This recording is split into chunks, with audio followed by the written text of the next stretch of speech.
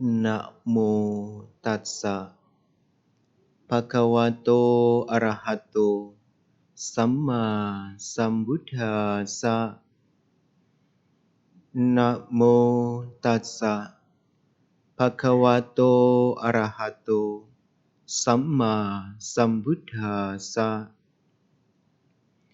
Namo tassa bhagavato arahato samma sambuddhassa. Sinca bhikkhu imang nawang sitate lahume sati cetwara kanca dosanca tato nibbana mehisi.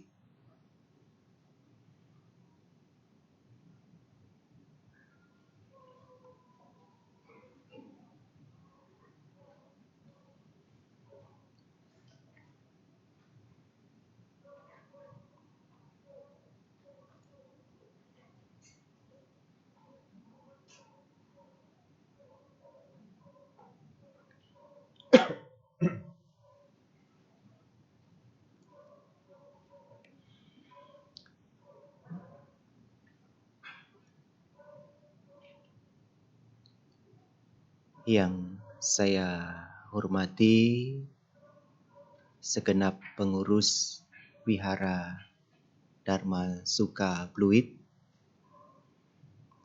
Yang saya hormati Bapak Ibu Pasaka Upasika yang berbahagia. Selamat sore. Namo Buddhaya. Pada kesempatan yang baik ini, bersama-sama kita kembali meluangkan waktu untuk kita, untuk diri kita sendiri. Salah satunya adalah kebaktian rutin setiap minggu, setiap Sabtu. Kalau biasanya Bapak Ibu disibukkan dengan kegiatan-kegiatan seperti bekerja, aktivitas lainnya, ya, ini kesempatan tidak lebih dari 3 jam kita memberikan nutrisi untuk diri kita sendiri. Ya. Seperti membaca parita, meditasi, diskusi, dhamma. Hal-hal baik inilah yang tentunya kurang lebih 2-3 jam ini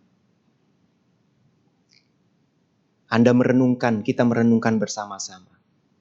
Apa yang baik yang sudah dilakukan, apa yang tidak baik yang sudah dikurangi. Maka setelah merenungkan bersama, merenungkan pribadi, tergantung masing-masing kita semua. Bagaimana arah kehidupan kita yang kita lakukan. Bapak Ibu yang berbahagia, ini kesempatan pertama kalinya Bante hadir khususnya untuk sharing dhamma di Wihara Dharma Sukha. Beberapa kali Pak Sarwan mengundang Bante selalu tidak sempat. Ya. Dan ini kesempatan Bante untuk pertama kalinya untuk diskusi dhamma.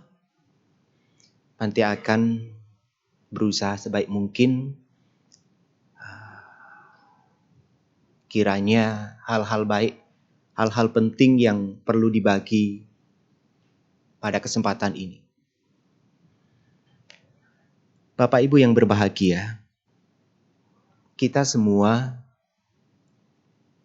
sering bergantung. Ya.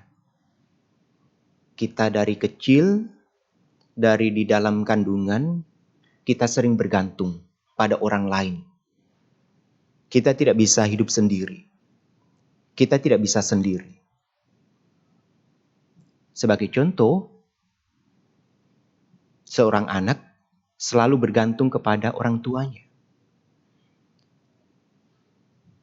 Ketika orang tua tidak memberikan hal yang baik kepada anak-anaknya, tidak memberikan dukungan kepada anak-anaknya, tentunya seorang anak akan mengalami kesusahan. Contoh, seorang ibu mengandung lalu melahirkan dan membiarkan anak-anaknya yang baru lahir itu untuk hidup sendiri. Hal itu tidak mungkin. Anak harus bergantung kepada orang tuanya. Ketika kita tumbuh dewasa, sudah belajar membaca, menulis, berhitung, orang tua menyekolahkan anak-anaknya. Kita bergantung kepada orang lain. Kepada guru, pengajar, mungkin dileskan. Kita bergantung kepada guru. Setelah sekolah, lulus, selesai, tamat, bekerja, kita bergantung kepada teman-teman. Kalau kita tidak baik dengan teman-teman, maka kita akan mendapatkan susah. Sekalipun kita baik dengan teman-teman kita, satu kantor, teman kerja, kadang sering mendapat susah, apalagi nggak baik.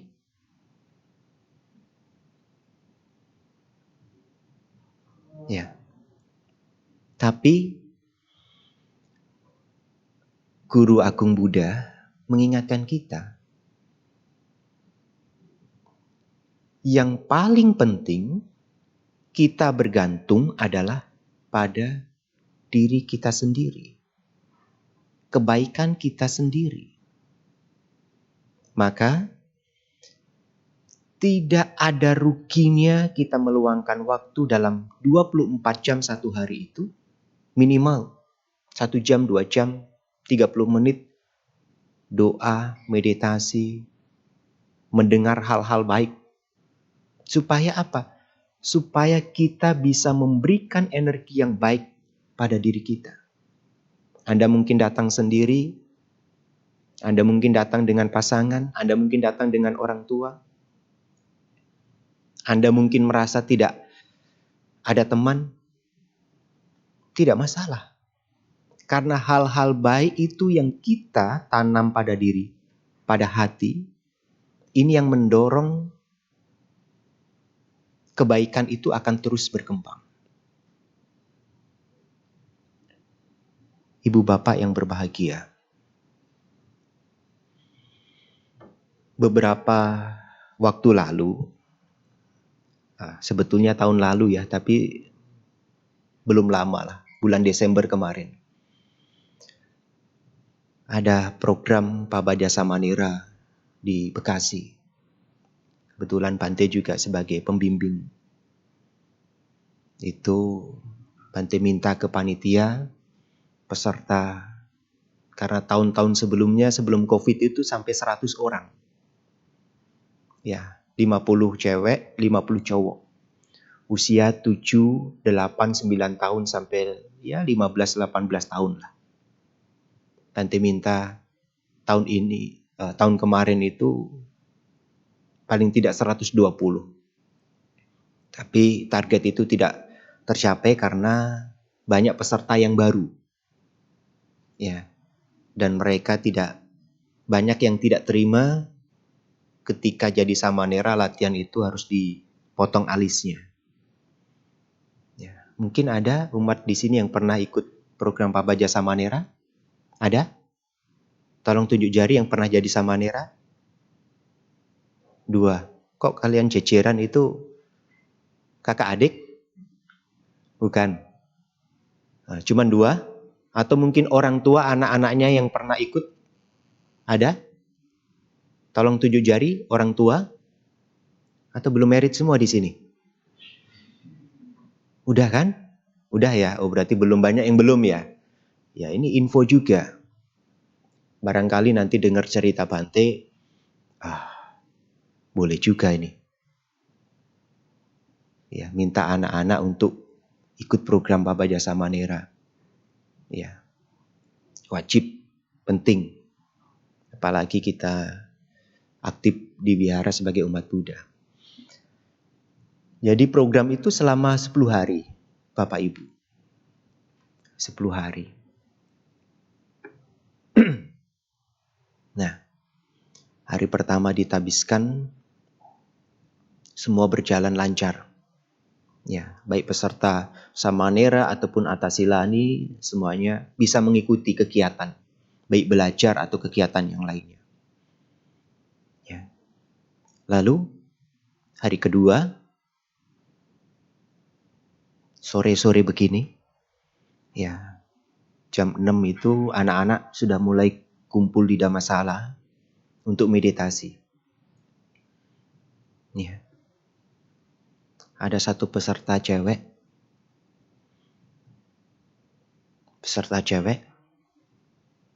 Dia nangis-nangis. Bante dari belakang, dari jauh, dari pintu masuk itu Bante pikir, jangan-jangan ini anak kesurupan. Ya kan, aduh, udah lama gak nanganin kesurupan, takut nanti salah doa saya. Ya kan selama COVID 3 tahun kan jarang. Apalagi deket-deket sama umat itu. Ya kan doa kadang lewat online lagi, gak tahu itu manjur atau enggak doanya. Tapi selesai doa sih umat bilang, makasih Bante, makasih Bante. Ya udah, manjur aja lah. Ya kan. Bante deketin anak itu. Sambil dipelukin temennya. Bante gak peluk, dia cewek sih. Ya pelukin, kenapa gitu kan. Bante deketin, kenapa? Nangis-nangis Bante pengen pulang. Kenapa pengen pulang? Dia kangen mamanya, pengen pulang. Loh, ini kan baru beberapa hari. 2 hari juga belum selesai kok pengen pulang. Tanggung. Program 10 hari Bante bilang tanggung. Jalan baru 2 hari. Bilang tanggung mah udah jalan 8 hari begitu kan, tanggung begitu kan. Gak apa-apa. Buat seneng-senengin dia aja. Tanggung. Ya kan. Tinggal 8 hari lagi. Mungkin dia dengernya bingung. Ini Bante maksudnya apa begitu. Ya. Gak apa-apa. Ternyata sebelahnya ada kokoknya cowok. Kebetulan tahun lalu dia jadi Samanera. Tahun kemarin juga ikut. Dia ikut gitu. Dia nasihatin. Bante, gimana kalau pinjemin handphone dulu Bante telepon mamanya. Saya dalam hati, kamu kasih pikiran malah bukannya tambah baik ini, malah tambah buruk ini. Ya lihat mamanya telepon nanti kangen lah pengen pulang. Ya kan? Bante gak setuju. Jangan. Bentar, udah kamu diem aja, kamu diem. Ya kan? Ini urusan Bante. Bante nasihatin pelan-pelan. Udahlah gak usah ngomong lama-lama. Langsung. Kebetulan temennya sebelahnya kan orangnya agak kurus. Ya kan, dia kecil, agak kecil badannya. Gini aja. Dek, kamu pengen pulang? Iya Bante. Kamu kangen mama? Iya, saya gak bisa tidur kalau gak deket sama mama, gak sama mama. Oh, iya, gak apa-apa. Bante ngomong dulu, selesai ngomong nanti boleh pulang kalau kamu mau pulang. Ya, iya Bante. Tapi kamu dengerin Bante dulu, kalau kamu nangis Bante gak jadi ngomong loh. Ya kan? Terus gimana Bante? Ya kamu harus diem dulu, kamu tenang dulu, jangan nangis dulu. Iya Bante. Dia diem. dia berusaha diem. Bante ngomong 1 kalimat, 2 kalimat, dia mulai nangis lagi. Loh. Bante kan bilang jangan nangis. Jangan nangis ya. Dia mulai tenang, tutup mata, tenang, sampai nggak nangis. Bante lanjut ngomong. Oke, sekarang Bante mau tanya. Cita-cita kamu jadi apa? Jadi dokter, Bante. Oh, bagus. Kamu umur berapa? Umur 11. Oke. Papa mama kamu umur berapa? Umur 40-an lah, Bante. Oke. Sekarang Bante tanya. Kamu umur 11 mau jadi dokter, kurang lebih usia berapa kamu pasti jadi dokter? Mungkin 25, Bante. 25. Berarti kalau 11 sampai 25 berapa tahun? Berapa Bapak Ibu? Hah? 14. Jadi papa mama kamu usia berapa? Tambah 14. Berapa? 50. 54. Kamu yakin gak papa mama kamu nanti kerja? Masih kerja, masih bisa bantu kamu? Gak yakin, Bante. Kamu yakin gak usia 20-25 kamu pasti jadi dokter? Gak tahu juga, Bante. Terus Bante mau tanya, apa yang kamu jadi jaminan kamu bisa hidup mandiri di usia 25 itu? Apa yang kamu bisa buat jaminan, pegangan hidup? Apa yang kamu, bahasanya orang dagang itu, apa yang kamu jual kalau kamu punya barang? Aduh, gak tahu juga, Bante. Gak tahu? Oke. Kalau gak tahu, sekarang ikutin Bante. Dia mulai mikir, mulai hitung. Nyesel gak dia ikut jadi program? Udah nangis, kangen, pengen pulang. Suruh hitung-hitungan lagi sama Bantenya. Ya kan? Teman sebelahnya kan dia kurus. Ya, kurus. Bante minta dia tutup mata. Dia tutup mata. Pegang tangan teman kamu ya. Dia sebelahnya kan kurus, dia pegang. Sudah pegang Bante. Kebetulan yang nangis anaknya itu agak gemuk badannya. Agak gemuk. Kalau tunjuk umat gak enak lah. Ya, agak gemuk gitu aja lah. Ya kan? Bante minta kalau bahasa Jawanya itu peletet. Apa? Apa namanya ini? Hah? Ini pegang kenceng ini namanya apa? Hah? Remas. Nah, Bante bilang kalau bahasa Jawanya itu peletet itu. Peletet tangan koncomu. Remes tangan teman kamu. Dia remes begitu.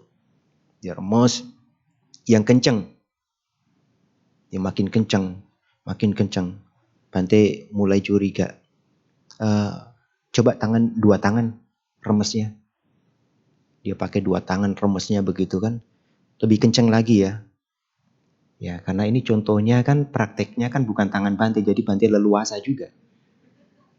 Ya kan. Mau sekenceng apapun juga Bante nggak akan sakit. Iya, nggak ngerasain Bante kan. Yang kenceng. Pernah kan sering orang-orang dengar, udah terima aja, ikhlasin. Sering dengar nggak? Itu orang lain yang ngomong. Yang kehilangan kita. Orang lain gampang ngomong kan. Coba giliran dia kehilangan. Nggak ikhlas. Sama. Ini poin buat ingat kita. Lalu Bante minta remes begitu anak itu. Remes. Kenceng, remet begitu. Tambah kenceng. Anak yang diremet tangannya itu lirik-lirik Bante. Mungkin mulai kesakitan kali dia.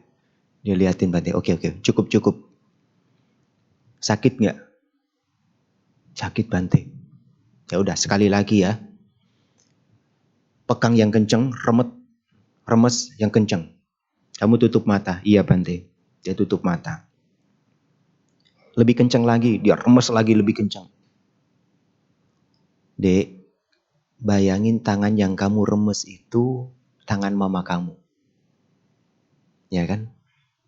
Dia langsung lepas tangan teman tadi yang dia remes kan. Dia lepas begitu. Duh, kenapa kamu lepas? Bante kan belum suruh kamu lepas. Kasihan tangan mama Bante. Kasihan kenapa? Iya sakit. Loh, kamu kasihan tangan mama, itu bukan tangan mama, itu tangan teman kamu. Ya teman kamu remes tadi, kamu gak kasihan? Ya tadi saya ngikutin Bante. Ya kan? Akhirnya udah selesai. Buka mata, Bante tanya anak itu. Dek, kamu mau pulang? Gak jadi Bante. Kenapa gak jadi? Saya mau ikut program sampai selesai. Supaya jadi anak baik. Supaya belajar. Ini poin pertama. Lalu berikutnya, hari berikutnya. Kita pergi ke daerah Tambun, kita pindah patah. Selesai pindah patah, kebetulan krimis-krimis hujan begitu. Ya, semua peserta ikut. Bante kebetulan waktu itu yang ngisi, jadwal ngisi. Ada satu samanera, selesai Bante ceramah, nangis-nangis. Kebetulan duduknya di situ, seperti sampean Pak, baju putih. Duduknya di situ. Dia nangis-nangis. Bante pikir itu dia terharu saya ceramah. Baru kali ini ada samanera yang nangis-nangis. Mau selesai Bante ceramah itu dia nangis-nangis. Waduh. Baru kali ini saya ceramah kok ada yang nangis-nangis. Ya kan? Jangan-jangan terharu. Ya udah lamain sedikit. Dia nangis juga. Ya kan? Akhirnya karena waktu udah makan siang, Bante selesai, Bante deketin. Samanera kenapa nangis? Pengen pulang. Loh. Bante kira nangis itu dia terharu Bante ceramah. Ternyata dia pengen pulang. Ya, pengen pulang. Ketemu ya mamanya lah. Nggak bisa. Bante nasehatin ada 10 menit. Samanera itu nggak mau. Tetap kekeh nggak mau pulang.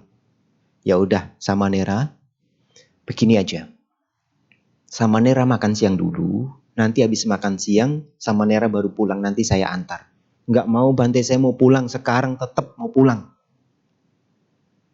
Daripada Bante kehilangan jam makan siang, ya kan? Sore kan Bante nggak bisa makan lagi. Ya udah Bante tinggalin anak itu, Bante tinggal makan siang. Dia nggak mau makan siang, nggak apa-apa, terserah dia. Dia rugi sendiri.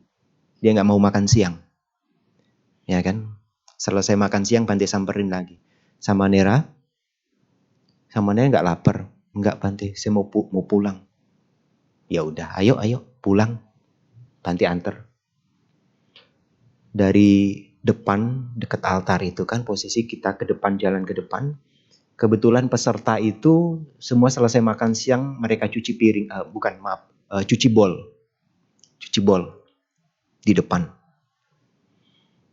Lalu jalan ke depan, pintu depan. Sampai di pintu, saya tanya, Nen, Samanera mau pulang? Iya Bante. Ya udah nggak apa-apa. Samanera coba lihat teman-teman Samanera itu lagi cuci bol. Mereka cuci sendiri loh.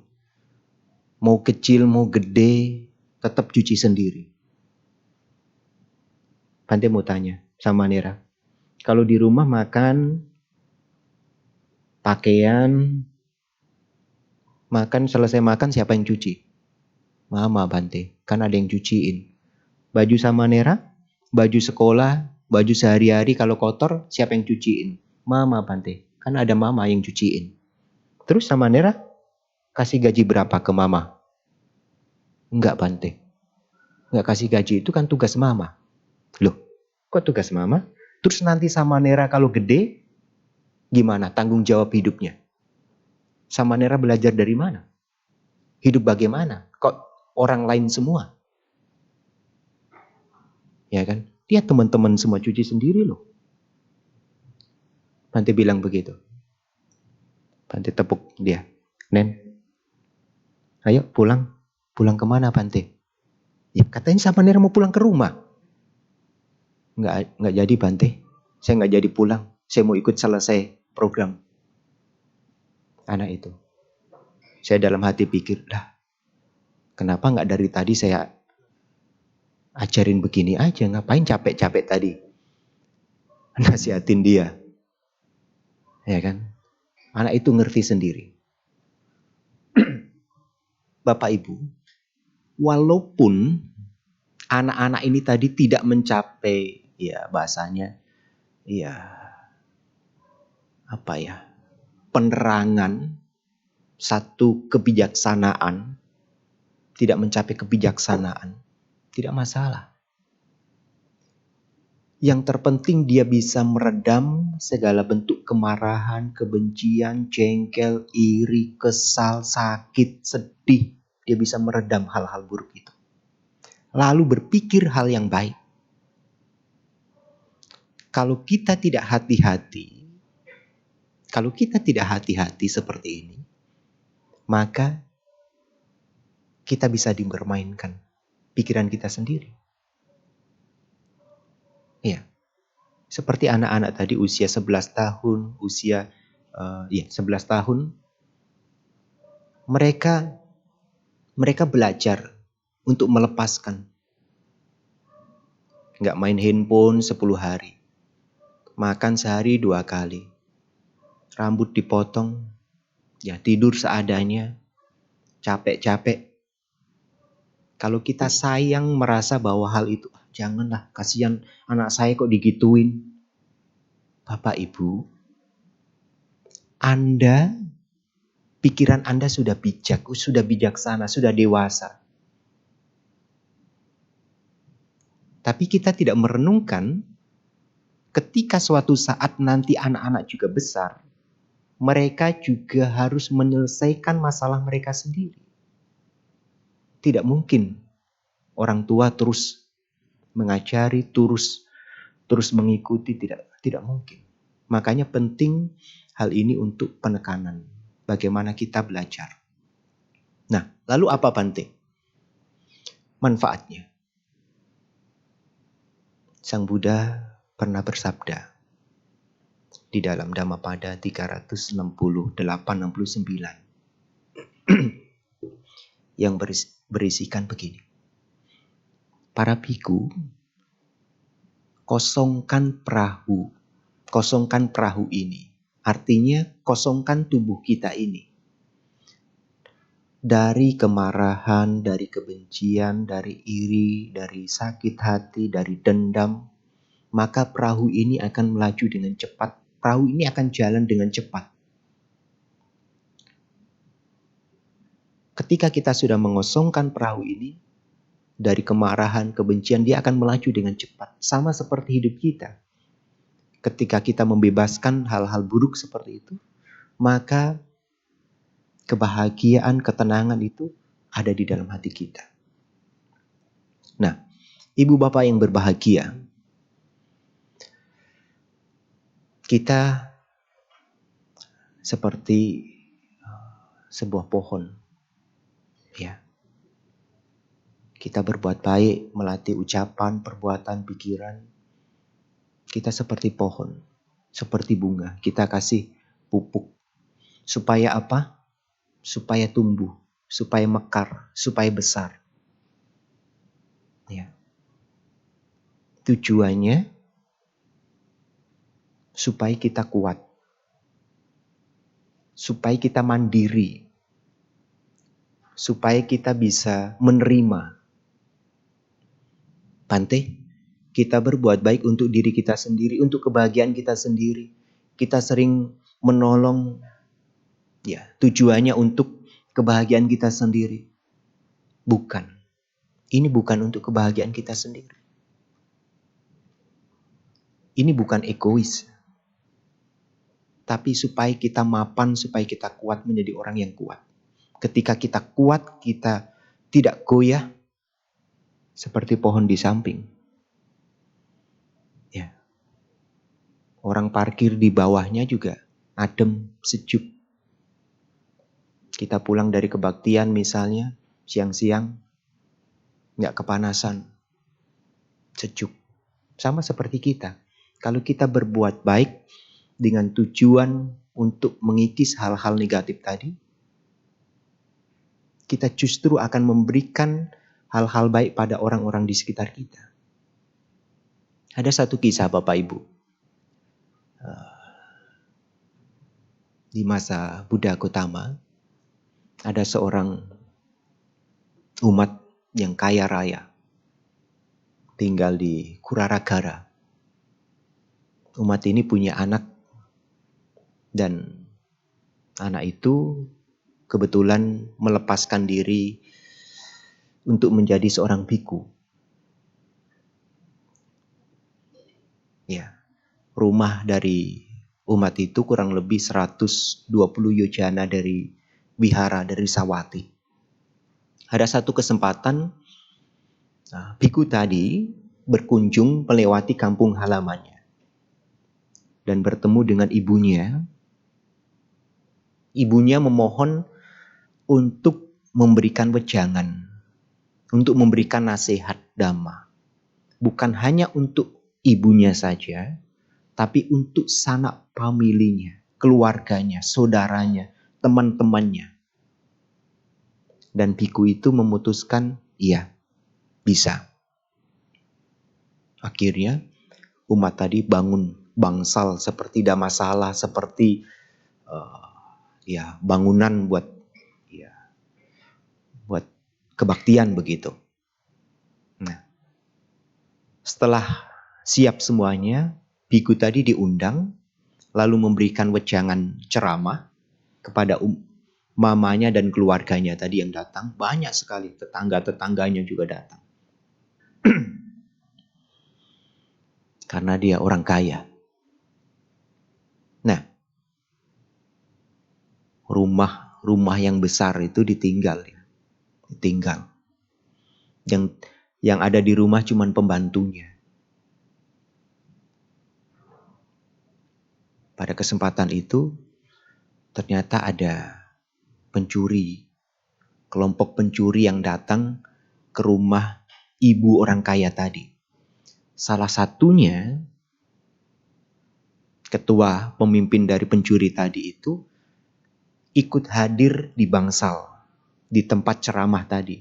Duduk dekat dengan ibu tadi yang orang kaya tadi. Tujuannya, supaya nanti kalau ketahuan, dia bisa kabarin anak buahnya. Lari. Gitu. Tapi kenyataannya, Bapak Ibu, setelah pencuri tadi masuk, ambil uang, semua uang. Anak buahnya, pembantunya tadi datang ke tempat ceramah tadi, ke bangsal tadi. Lapor sama majikannya. Bu, rumah ibu itu kemasukan maling loh. Itu mereka lagi ngambilin uang-uang ibu. Kalau umat-umat dapat kabar begini, kira-kira masih dengerin Bante ceramah nggak? Hah? Langsung pulang atau dengerin sampai selesai? Ini selesai sampai jam berapa?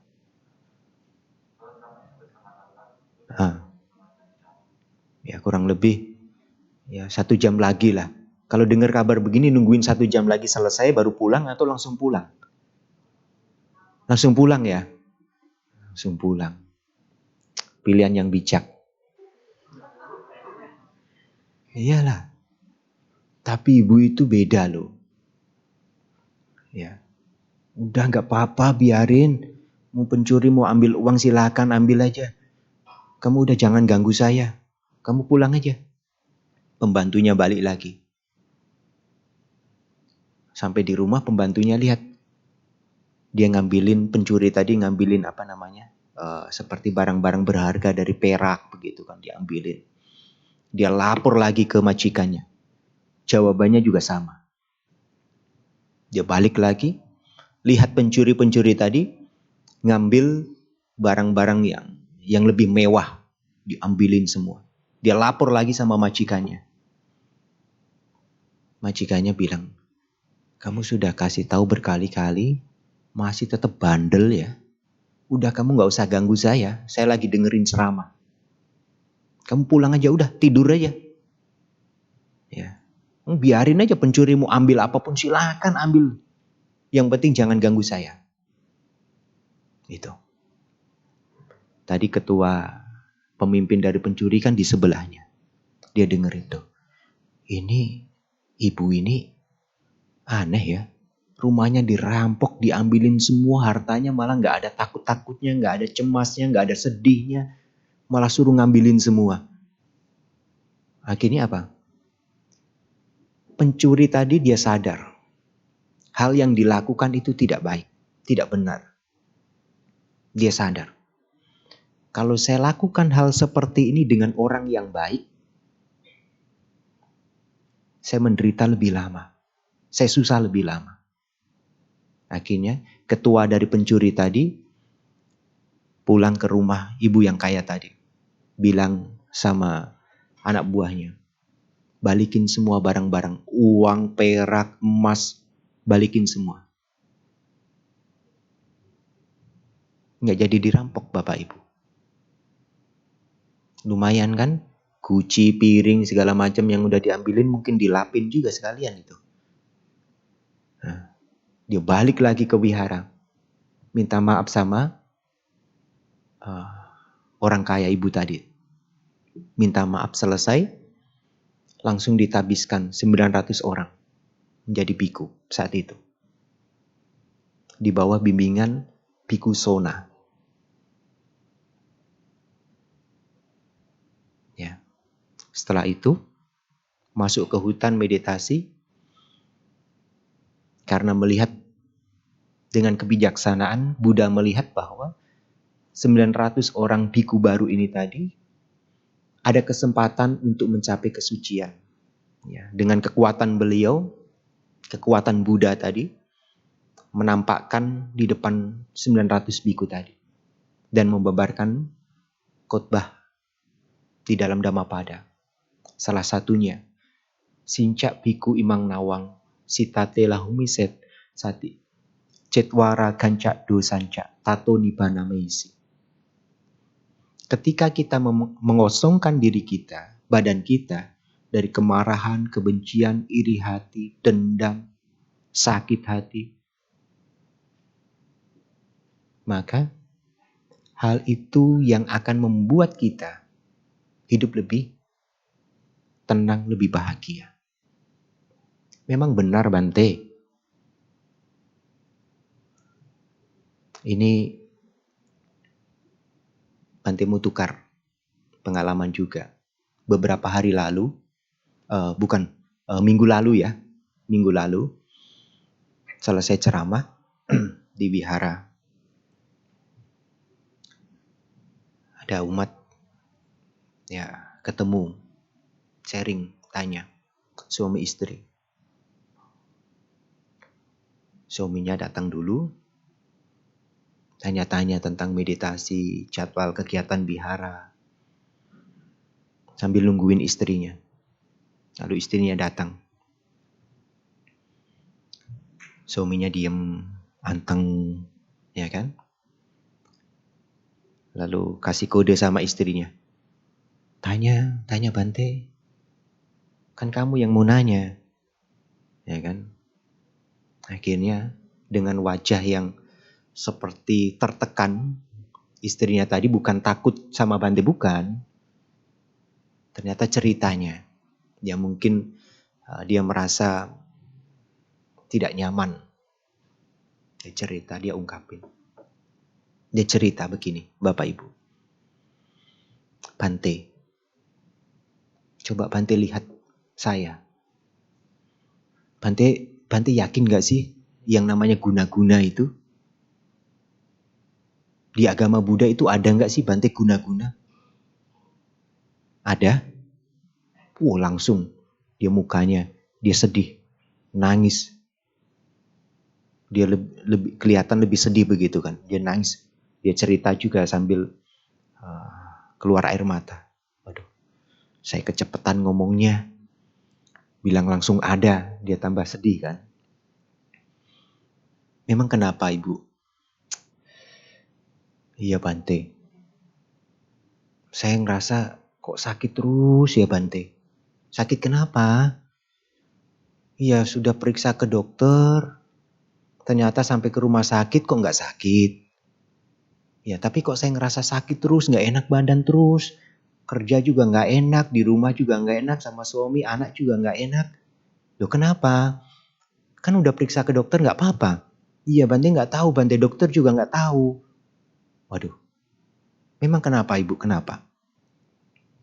Dia cerita, Bante, saya kerja sudah puluhan tahun. Ya dulu bos baik banget sama saya Bante. Baik sekali. Ya, sekarang ada karyawan baru, orang baru. Kok malah baiknya beda. Sama saya sekarang udah nggak baik Bante.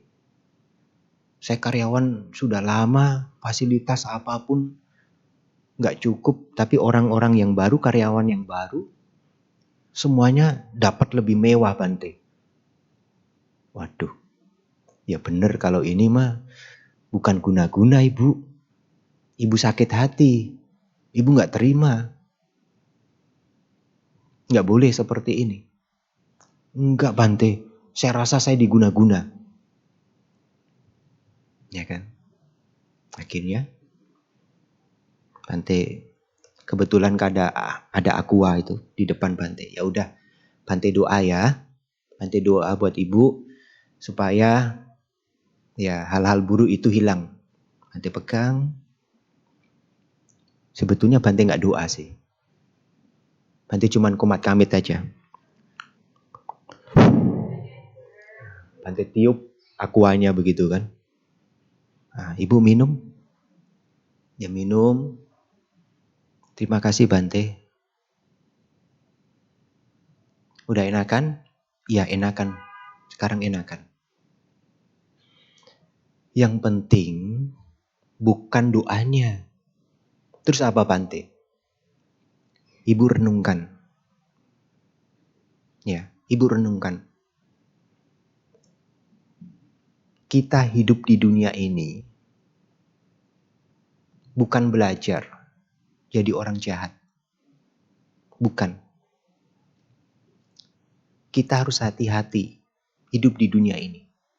Kenapa harus hati-hati? Dunia ini tidak mengajari kita untuk menjadi orang yang jahat. Menjadi orang yang menderita, orang yang tertekan, orang yang tidak bahagia, orang yang tidak untung. Tidak. Tapi kita berhati-hati. Karena apa? Ketika kita berhati-hati, kita tahu orang baik dan orang yang tidak baik. Orang baik dari hatinya atau orang baik dari wajahnya. Kalau kita tahu orang baik dari hatinya, kita harus jaga orang itu. Tapi kalau kita tahu orang itu baik dari wajahnya, lebih baik jaga jaraknya. Pilih orang baik yang benar-benar baik. Hati-hati. Lalu, gak lama, ibu itu senyum-senyum. Dia senang. Ibu, mau belajar parita, mau belajar meditasi. Oh udah Bante, cukup. Saya udah tenang. Udah gak kepikiran lagi, udah biarin aja. Dia mau enak-enak seperti apa juga biarin aja. Loh, bener, ibu gak nyesel. Ibu kan sudah puluhan tahun, tapi fasilitas dari kantor ibu gak dapat yang mewah loh. Gak apa-apa Bante, udah gak apa-apa. Bante kan sudah cerita sendiri. Cerita apa? Iya. Kita baik hari ini, pahalanya juga belum tentu hari ini. Mungkin kemudian hari, kemudian tahun, atau mungkin masa depan. Apa yang kita lihat di depan mata itu, kita gak pernah tahu. Dia berbuat baik seperti apa. Saat ini dia berbuah. Tapi kalau kita mengatakan mereka buruk, siapa yang salah? Siapa yang rugi? Kita sendiri. Kita tidak pernah tahu orang di depan kita itu berapa banyak pahala dalam hidupnya yang mereka sudah tanam. Tapi dalam kehidupan ini ketika kita bertemu, lalu mengatakan bahwa mereka orang yang tidak baik, mereka orang jahat. Berarti kita tidak yakin dengan hukum karma. Kita tidak yakin dengan perbuatan. Ibu itu senyum-senyum. Gak lama, Suaminya bilang, udah gak ada yang ditanya lagi? Enggak, udah tenang. Akhirnya izin pulang. Bapak Ibu yang berbahagia. Apa yang Bante sampaikan pada kesempatan ini, mari kita merenungkan baik-baik. Renungkan baik-baik. Sebagai poinnya, kehidupan ini seperti hadiah. Apa yang kita dapat dalam kehidupan ini? Mau untung, mau rugi, mau dipuji, mau dicela, mau cantik, mau tampan, apapun itu. Seperti hadiah. Maka terima hadiah itu, rentangkan kedua tangan kita. Terima. Setelah kita terima, apa yang bisa kita nikmatin, kita nikmatin. Apa yang kita bisa kembangkan, kembangkan. Tapi ingat, kita suatu saat harus melepaskan apa yang kita terima tadi. Kalau kita tidak mau melepaskan, kita menderita sendiri. Saya rasa ini yang ingin Bante sampaikan pada kesempatan ini. Terima kasih atas perhatiannya. Semoga Anda bisa merenungkan hal-hal baik apa yang bisa kita ambil pada kesempatan ini. Terima kasih. Selamat malam. Namo Buddhaya.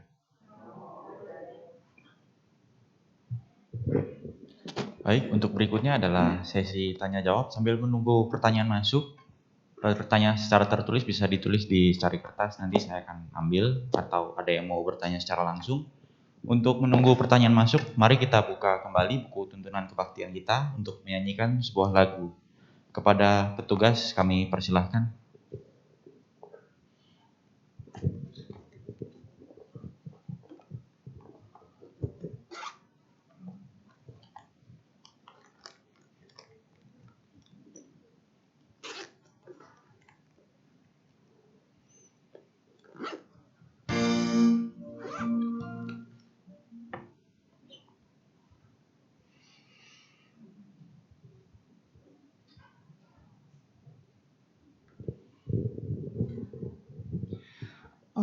Untuk lagu yang kedua, mari kita nyanyikan lagu yang berjudul Om Mani Padme Hum yang terdapat pada halaman 47.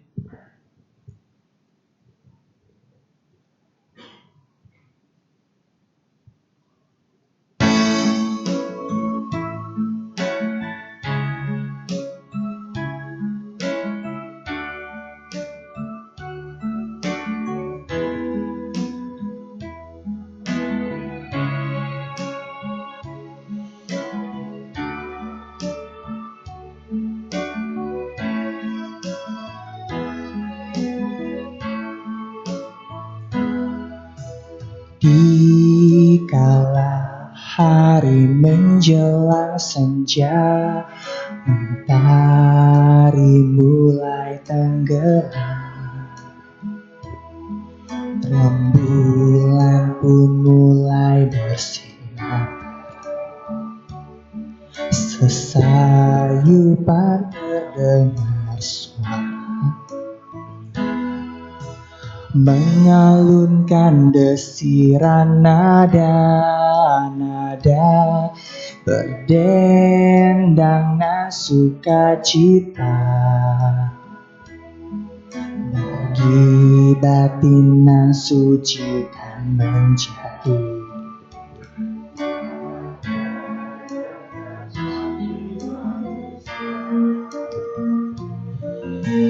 tenangkan perbuatan,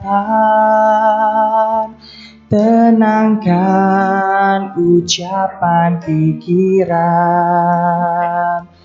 tenang, pancarkan kasih sayangmu pada semua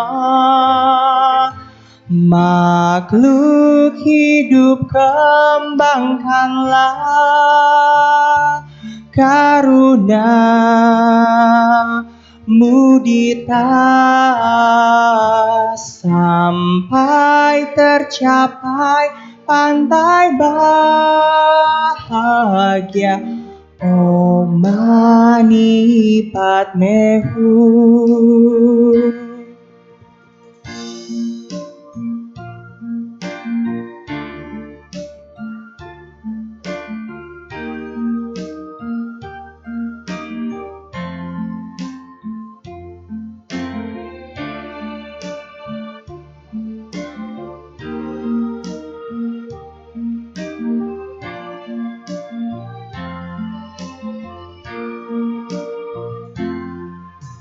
Mengalunkan desiran nada-nada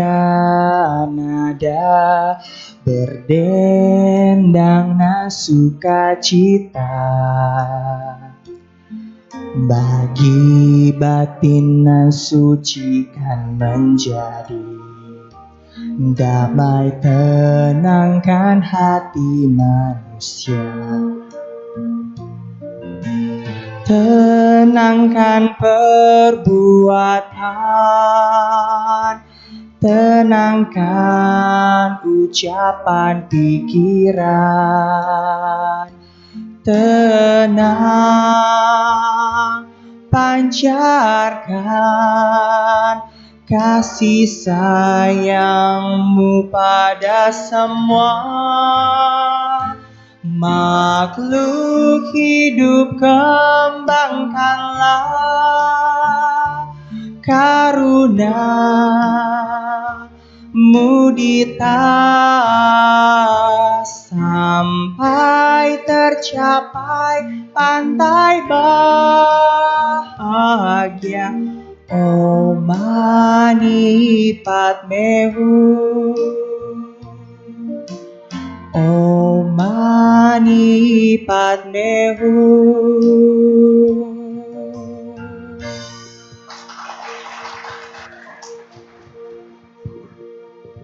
Kini tiba saatnya untuk sesi tanya jawab. Apakah ada yang ingin bertanya secara langsung?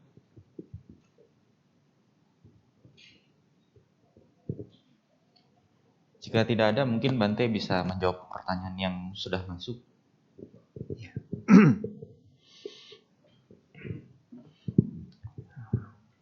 Ini ada satu pertanyaan. Ya, kenapa seorang suci seperti Bhikkhu atau Bhante yang sudah arahat pada saat tutup usia dan dikremasi muncul relik? Lalu wujud dari relik itu seperti apa? Ya, Bapak Ibu, relik adalah sisa-sisa dari anggota tubuh atau badan yang saat dikremasi ini tidak hancur. Nah, biasanya seperti di bagian tulang atau darah atau gigi atau rambut itu juga bisa. Ya, jadi tidak hancur. Nah, sebetulnya untuk relik ini saya rasa juga setiap orang juga ketika Bante sering mengikuti, bukan mengikuti, saat diminta umat untuk doa di tempat kremasi, biasanya sampai selesai, kadang sampai selesai juga acara itu, sampai ambil abu jenazah itu. Kadang juga ambilin tulang-tulangnya itu. Banyak juga yang masih utuh juga. Maksudnya tidak hancur jadi debu, tidak. Masih ada bentuk tulangnya, masih. Kadang kan petugasnya suka bantu pukulin, tumbukin supaya hancur begitu kan. Nah, kalau dikatakan itu relik juga, itu relik juga. Sebetulnya sama. Cuman ada beberapa seperti ketika seseorang yang sudah mencapai tingkat kesucian, baik entah itu para bhikkhu, umat juga bisa juga. Ya, ketika dikremasi, dulunya misalnya rajin atasila, rajin puasa, rajin baca parita, sutta, segala macam, meditasi, berdana, latihan hal-hal baik lainnya. Tidak marah, tidak benci, sering tolong orang, peduli dengan orang lain, lemah lembut. Sifat-sifat baik itu yang sering dia baca di Parita, di Sutta itu dipraktekkan. Kebaikan itu bukan hanya mengakar di kata-kata kalimat saja, tapi perbuatan juga, pikiran juga. Kuat sekali. Niat jahat sama orang itu tidak ada. Disakiti sama orang juga tidak mau balas dendam. Tidak mau benci, tidak mau sakit, tidak mau, tetap bisa menerima hal itu sebagai bentuk proses kehidupan. Orang sebaik ini, walaupun umat juga pasti bisa juga. Ketika dikremasi itu, ada reliknya juga. Ya kan? Nah, salah satunya yang sering baik para biku itu seperti gigi, tulang. Ya. Ada juga bentuk yang sering kita lihat mungkin seperti kristal, ya kan? Kristal, lalu mutiara begitu kan? Maaf, ini bukan saya jadi melemahkan keyakinan Anda, tapi renungkan baik-baik. Kita umat Buddha itu belajar logika.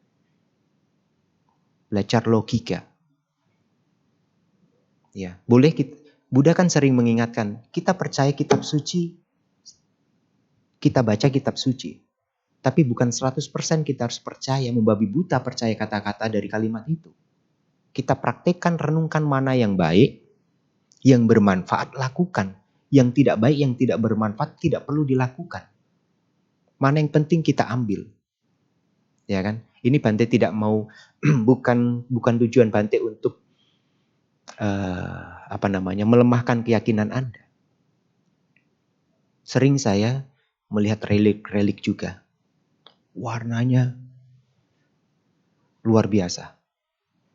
Ya, bagus-bagus juga. Relik itu juga ada yang asli, ada yang tidak. Ya kan? Bentuk-bentuknya ada yang asli, ada yang tidak. Tapi bahkan mungkin ada nggak yang di sini di rumahnya di altarnya ada reliknya? Ada? Kalau yang ada tunjuk jari, coba. Yang pernah dapat. Tolong tunjuk jari sekali lagi. 1, 2, 3. 3 orang. Cuman 3 orang? 4. Wow.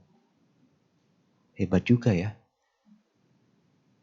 Relik itu gak gampang loh. Gak gampang dapat loh.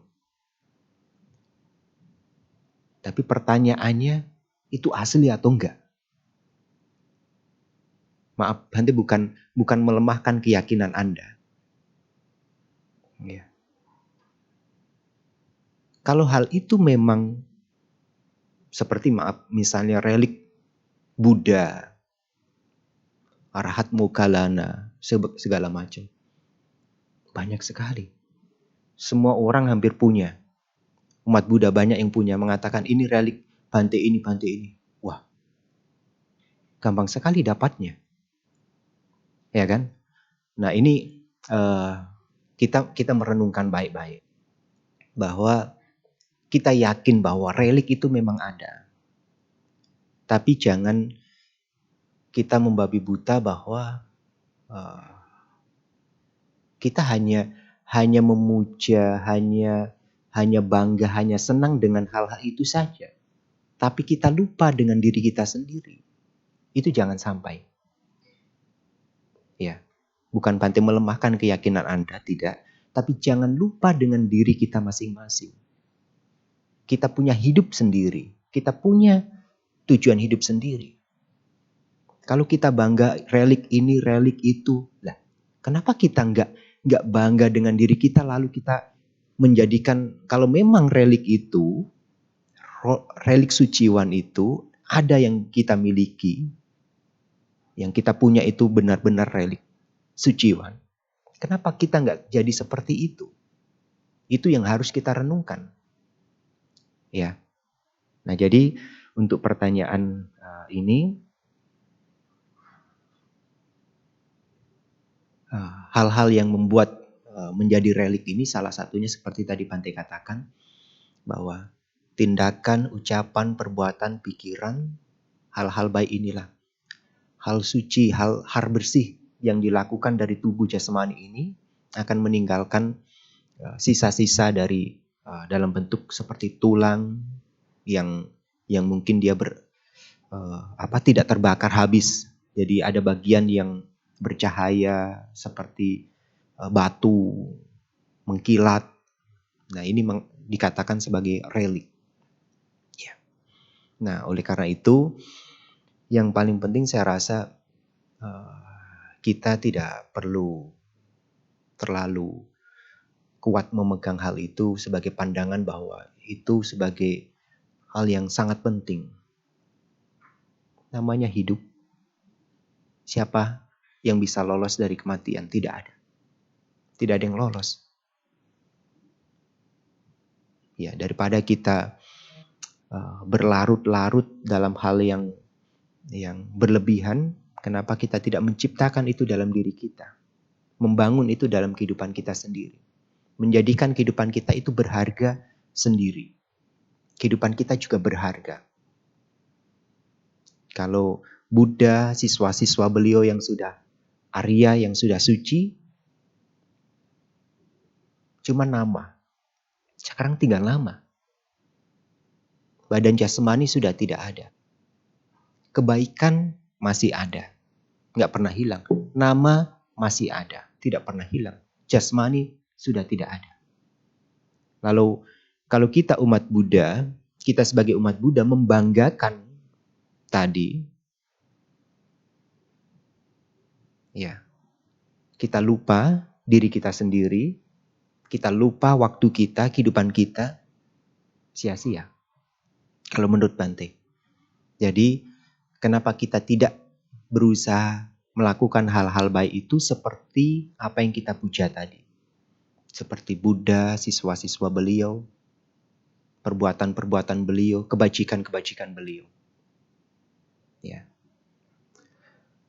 Saya rasa itu. Terima kasih.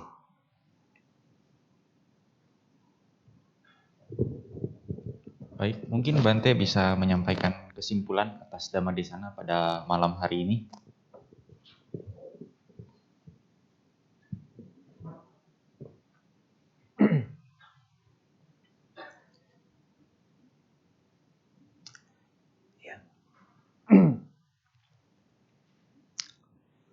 Bapak Ibu yang berbahagia, pada kesempatan ini kita sudah bersama-sama meluangkan waktu kurang lebih 2 jam untuk mendekatkan diri kita, untuk mengenal diri kita, apa yang baik, apa yang tidak baik, apa yang kurang dari diri kita. Dengan melakukan hal-hal baik ini, kita tidak peduli dengan apa yang di luar. Kita lebih peduli dengan apa yang di dalam diri kita. Maka ketika kita peduli dengan diri kita menjaga diri kita, maka kita tahu apa yang kita mau, apa yang kita inginkan. Kita tahu bagaimana kita bahagia, kita tahu bagaimana kita cukup, kita tahu bagaimana kita senang, kita tahu bagaimana kita tidak membuat orang lain menderita. Lalu, yang menjadi pertanyaan, apa yang kita cari lagi? Tanyakan hal itu pada hati Anda masing-masing. Bante tidak bisa membaca hati Anda. Tanyakan hal itu pada diri Anda. Kalau saya sudah berbuat baik, saya sudah menjadi baik, saya sudah tolong orang, saya sudah bantu orang, saya sudah melakukan segalanya hal baik, saya sudah cukup bahagia, saya sudah cukup tenang, saya melakukan tanggung jawab tanggung jawab di rumah sudah baik, di kerjaan semuanya sudah baik. Lalu apa yang saya perlu lagi? Tanyakan.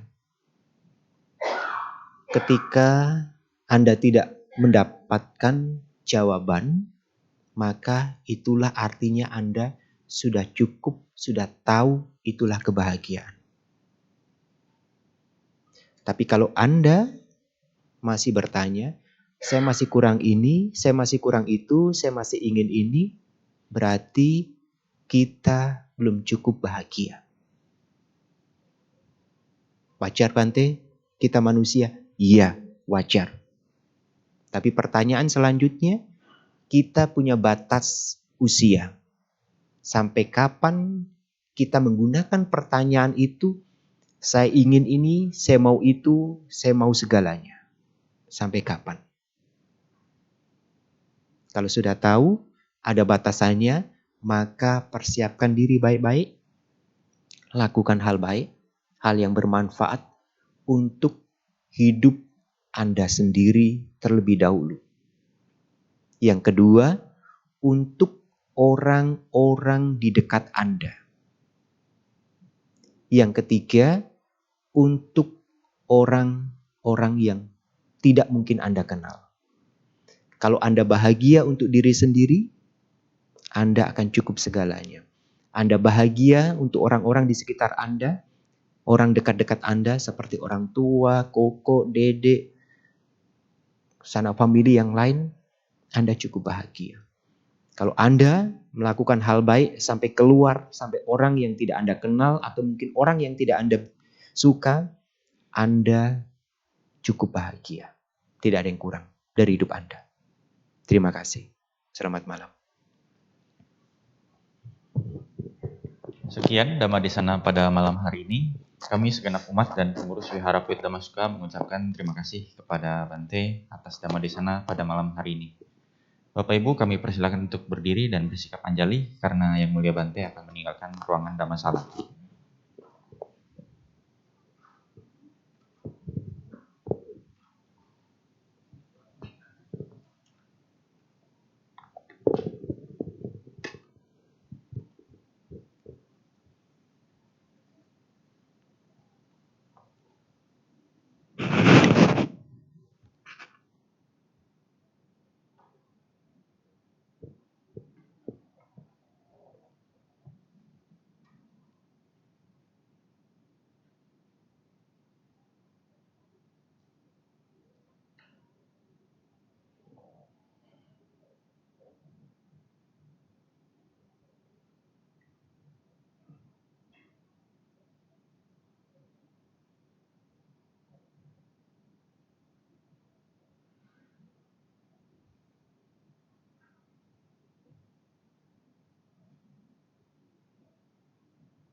Selamat malam semuanya.